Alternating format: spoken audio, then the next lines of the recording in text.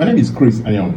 So it's no longer news that the United States of America has designated Nigeria as a country of particular concern, a status reserved for nations that are in severe violations of religious freedom, or nations that are tolerating the violations of religious freedom. So this is the very second time, in Trump's administration that this has happened. The first, I think it was during his first term, either 2016 or so, and then right now, here it comes again. As part of the implications, the United States government has gone ahead to suspend the sales of arms and technical support to Nigeria. In addition, President Trump has given an indication of his intention to invade Nigeria in a bid to decimate religious extremism in the country. At this stage, Nigerian government must be worried and get down to work instead of the unnecessary rhetorics of denial and cowardly presidential rebuttals that have been issued here and there and all that. Truth be told, if we want to be fair to ourselves and not being politically correct, the truth is that the Christian population in Nigeria are the worst victim of the violent extremism going on in Nigeria, be it in Plateau or in Benue or in the larger part of the north central Nigeria, or even in the generality of the northern part of Nigeria.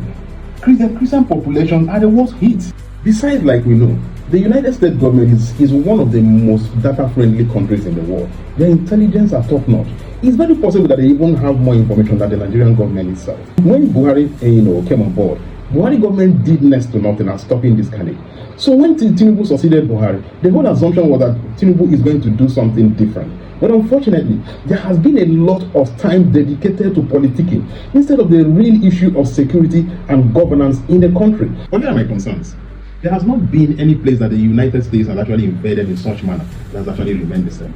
In 2011, the United States government, in collaboration with NATO coalition, invaded Libya.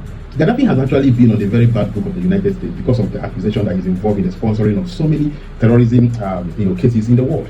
And so the Arab Spring in 2011 provided the United States a very good opportunity to invade Libya. And then Gaddafi was ousted with the support of NATO and all that. Up till today, Libya has never remained the same. Libya is a shadow of itself. The US also invaded Afghanistan in 2001 via a military operation in response to the September 11th attack.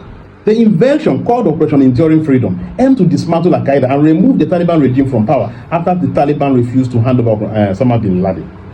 A multinational force quickly ousted Taliban from power, but a long insurgency ensued.